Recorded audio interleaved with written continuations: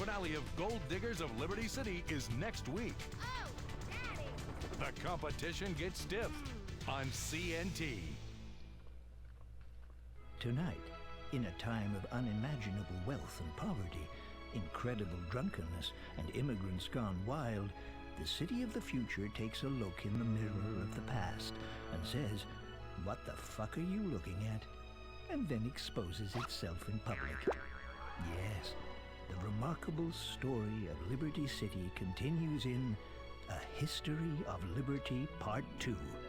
Building big, ripping people off. Major support for this series is brought to you by the Bank of Liberty, who say, "Thanks for the bailout, America. We needed to make yacht payments and to keep our offshore accounts topped up." If you look at the faces that make up the palette of Liberty City today, literally millions of faces, of different hue and tone and hairiness, from all corners of the earth, seething with hate, raging with fear, boiling with anger at the high prices, corrupt police, and strippers with annoying Russian accents, then it can seem like not much has changed in Liberty City in 150 years. Still, they came in hordes to a place that hates you as soon as you arrive, and that attitude is what makes Liberty City the remarkably putrid yet insanely overpriced metropolis it is today. We continue our epic story of A History of Liberty. My great-great-grandfather, Seamus, left Ireland in 1825 and arrived by boat in Liberty City. He was stunned.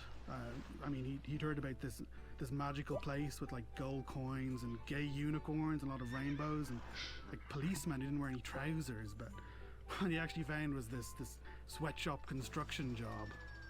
In those days, things were very different, construction workers actually worked instead of drinking during lunch and setting up inflatable rats and sexually assaulting strangers. Nice tits! You're disgusting. By 1830, Liberty City was being flooded with Irish immigrants who were told that American girls were easy to get into bed when they heard a foreign accent. Yeah, it's true. The birds are easy. My family's lived in America for generations, and it's because of my pride and heritage and desperation for some kind of identity that I fake this accent all the time. Soon the trickle of Irish immigration became a flood. The Irish, who were so busy drinking and chasing rainbows and sleeping with midgets, forgot how to grow potatoes. A famine spread across the land. How do you mess up growing potatoes, for crying out loud? It's a tuber, for goodness sake. 1/8 of Ireland's population came to Liberty City in about 15 minutes. Local business. Finally, they had found them a group of people they could pay less than they pay the blacks. It's about competition. A free market. Just like today, some people looked down on the Irish. Streets at night were full of ruffians. Riots broke out every evening. The Irish are fair game, but that was too much. Riots against the upper class.